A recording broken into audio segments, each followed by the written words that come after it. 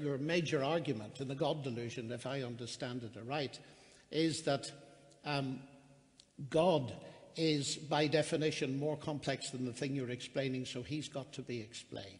Is that right? That is a major point that I want to make. When Newton discovered the law of gravity, he didn't say, marvellous, now I can know how it works, I don't need God. God is an explicator at the level of an agent, not a mechanism. So that we can study mechanisms in biology. The more sophisticated they are, the more that might well point towards an agent. You don't argue away the existence of an agent by showing that there is a mechanism. The notion that you say you have to ask who created the Logos, that says that you're thinking of a created God. The whole point about the God revealed in the Bible is that he was not created. He is eternal. He is the eternal Logos. And I ask myself, as an inference to the best explanation, which makes more sense?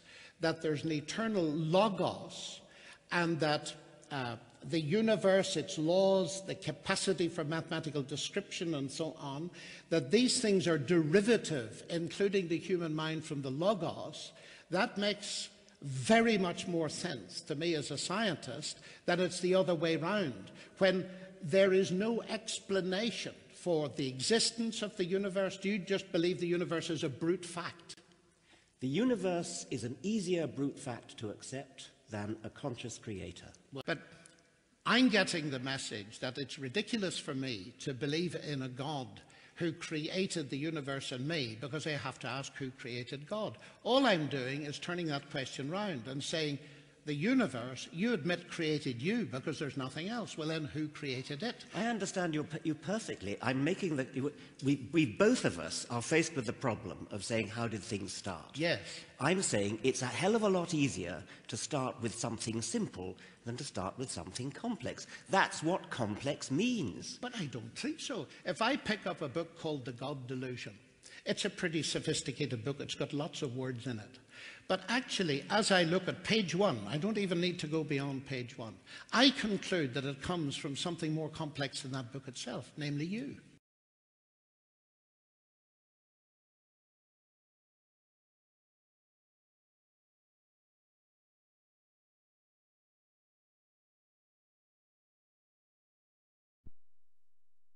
And I was arguing from the point of God being the first cause. His response was, the rules of causality only make sense in the context of time, which obviously did not exist before the creation of the universe.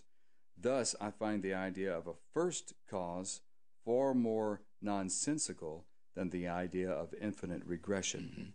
I've responded to this question in the question of the week, and you can find an answer to this, a discussion of it in the archives. And what I point out there is that the skeptic here is assuming a big burden of proof to claim that the causal principle only operates temporally between temporally related entities. And I simply see no reason at all to think that's true. He needs to demand from his friends some argument to show that causes and effects must always be related by a relation of temporal priority. That seems to me to be pretty obviously false, frankly. For example, there's nothing incoherent about having the cause and effect be simultaneous, that the cause and the effect would be produced simultaneously. And we can think of examples of this. Kant, for example, gave the illustration of a heavy ball resting on a cushion, causing a depression in the cushion. Now, the ball may have lain on the cushion from eternity past, for all we know, and yet clearly the ball is the cause of the depression in the cushion, not vice versa. Here, cause and effect are simply simultaneous. Now, I would in fact say that the moment at which God caused the universe to come into being is the moment at which the universe came into being, that the cause and effect are simultaneous. In fact, what could be more obvious than that? That the time at which, the moment at which God created the universe is the moment at which the universe came into being. I can't think of how it could be any other way. So it seems to me that it's perfectly legitimate to talk about cause and effect being simultaneous, and indeed in this case, to say that God's creating the universe is simultaneous with the first moment of time at which the universe began to exist.